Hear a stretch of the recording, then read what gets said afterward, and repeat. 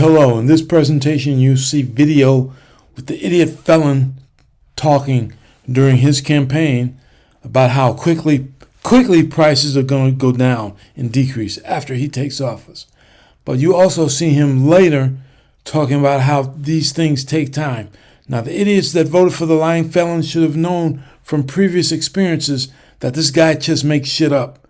There's also Elon Musk talking about reducing government programs. Now, when you talk about reducing government programs, a program is not just a thing or an app.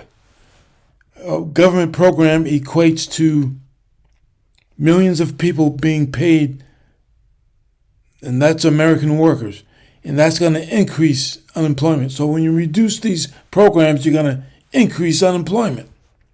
You're going to reduce the number of people that work for that program, and that's American people losing their jobs. Now, the government employs about 2.3 million civilians, and that's about 2% of the country's total workforce, with 80% of that number being away from the Washington, D.C. area. Now, on the oil price issue, it needs to be known that the United States consumes more petroleum and oil products than it actually produces. So we need imported oil products to meet that demand. Please watch this video.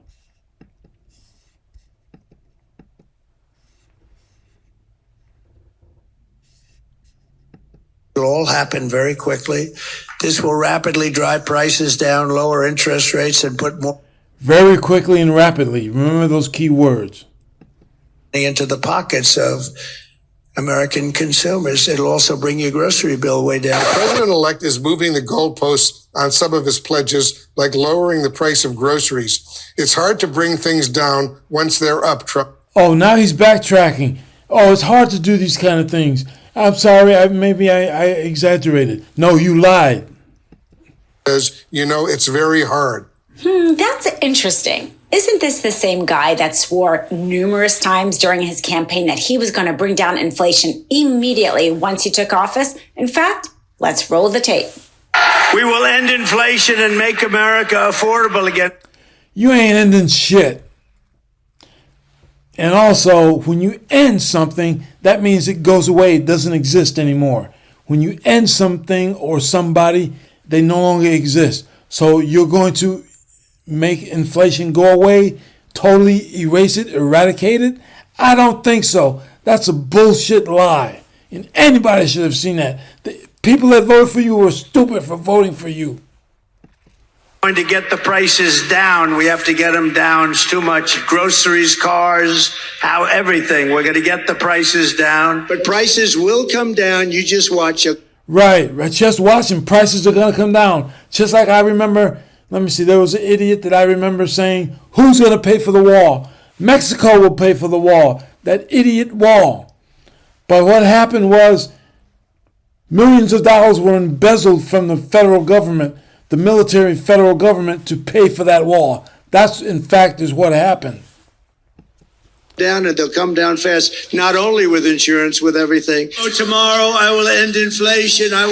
We will cut your taxes, end inflation, slash your prices. I will end inflation, slash your prices to rapidly. And somebody should have challenged the idiot on this statements that he's making about ending inflation and slashing prices.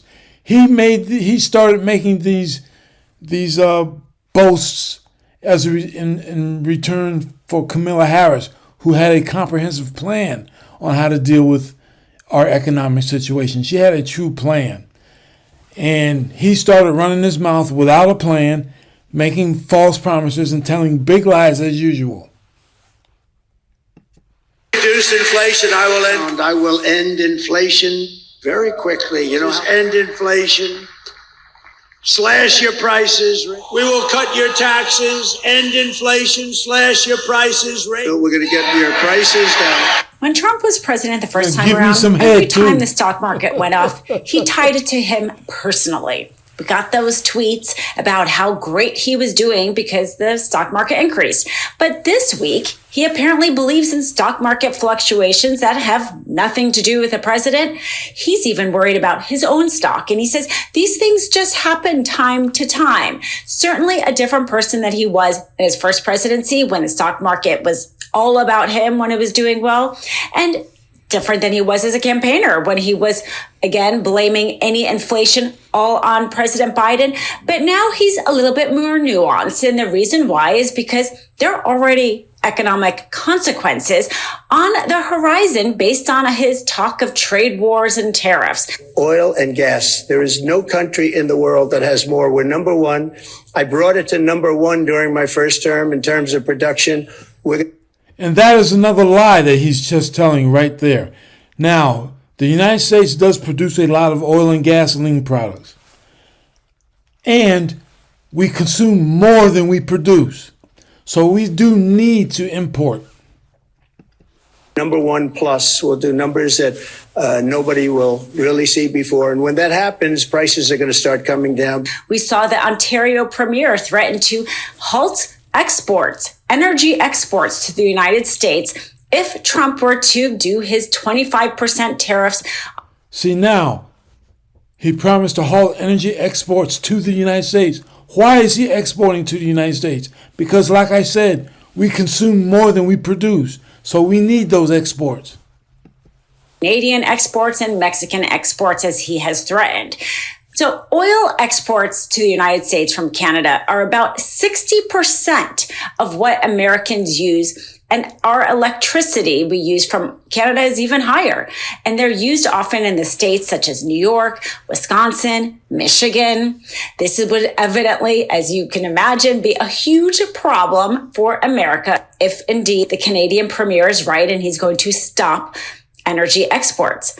But it's not even just these threats that are already looming as a reason for why his talk about tariffs will harm our economy and why we will most likely get some sort of stock market dip that Trump is already trying to distance himself. I want to delve into one of your signature promises on the campaign trail, which was to end inflation, to lower prices. You are now proposing tariffs against the United States' three biggest trading partners. Economists of all stripes say that ultimately consumers pay the price of tariffs. I don't believe Can you guarantee American families won't pay more? It doesn't matter what you believe, idiot, because it is a fact. Anytime you have an organization, a company, or an organization, or a country, for that matter, any organization that's going to be imposed, that's going to have tariffs or additional costs imposed on them, they're going to pass that cost on to their consumers. So the people who buy the end product are going to end up paying more for that product. I can't guarantee anything. I can't guarantee tomorrow. But I can say that if you look at just pre-COVID, we had the greatest economy in the history of our country. And I had a lot of tariffs on a lot of different countries, but in particular China. We took in hundreds of billions of dollars and we had no inflation. So the EU was trying to make a trade deal with South America. For the past 20 years, they've been in negotiations. For the past 5 years, they've had a deal that they were unable to sign. And it seems as if this week, that deal is finally going to get done. This is monumental because countries like France were pushing back on this deal because South American exports to the EU will include things like farming and meat, which will hurt farmers in France and other countries. And so that's why it took so long to get this deal done, because there are interests in the EU that don't want to get this deal done. But the EU wants to sell their goods to South America. They want to sell their cars, other manufacturing, their pharmaceuticals, and in return, get the agriculture and the meat and the minerals from South America. But when they talk about why this deal was done this week, they say it was for political reasons, because of the fact that they see the United States as not being such a reliable trade partner as it has in the past because of Trump's talks of tariffs. So what we see already, and Trump hasn't even come into office yet, is that the EU, one of our biggest trading partners, looking elsewhere to trade instead of us, our farmers in Iowa, not trading as much with the EU because they will be trading with agriculture more from South America, because of Trump's talk of tariffs. This is already changing the economic landscape. And this is why Trump is all of a sudden trying to detach himself from the stock market. Let's put this in a little historical perspective, and we're going to compare the U.S. to the other major economies of the world. And you go back to 1980, you can see the growth rates weren't all that different. But around the 2000 period, we just took off. And we left them in the dust. We've continued to leave them in the dust. And in fact, the IMF last week came out with new projections that show that our growth is going to accelerate even more relative to these other countries. And let me also, though, since we are going to have an election next week, do a scorecard here on the last two presidents. Donald Trump thinks this economy is in the toilet. In fact, under Joe Biden, it grew faster than it did under Donald Trump, 3.1%. See, now those facts are not going to influence the Trump zombies because they just they blindly believe whatever Trump tells them. But obviously this section of this video was made prior to the 2024 election because this guy referenced that there's an election coming up. We're going to have an election. But the numbers he's looking at is proof. It shows that the indicators indicate that the economy was much better under President Biden, and it tanked under Trump.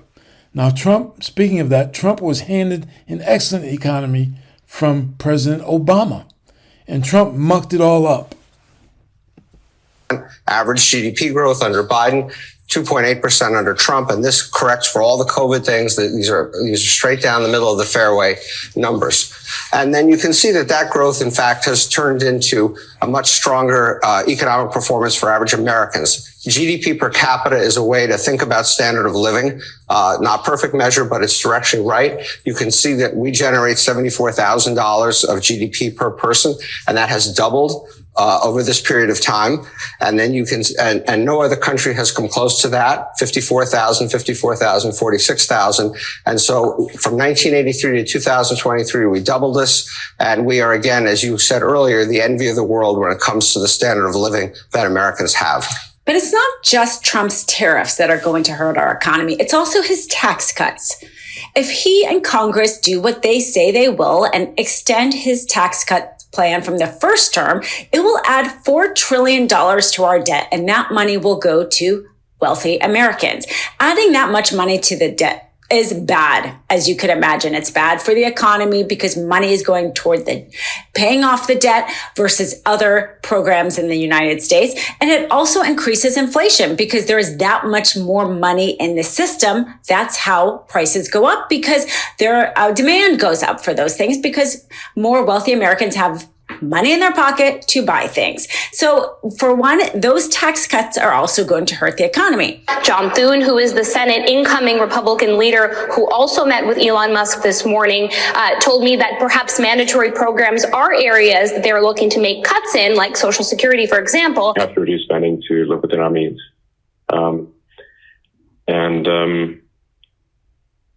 That necessarily involves some temporary hardship, but it will ensure long-term prosperity.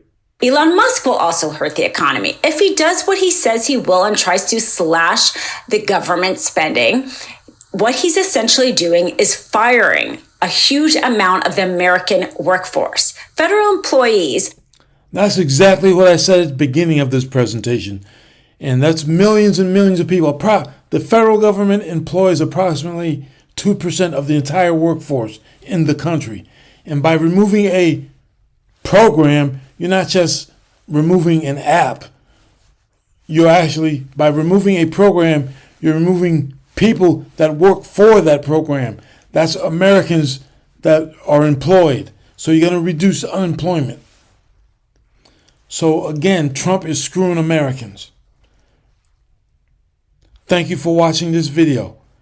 And in the comments section, I'd like to point out that there's a link that provides information for men about a specific aspect of being middle-aged men's health. please check that link out. It's very important. Thank you for watching.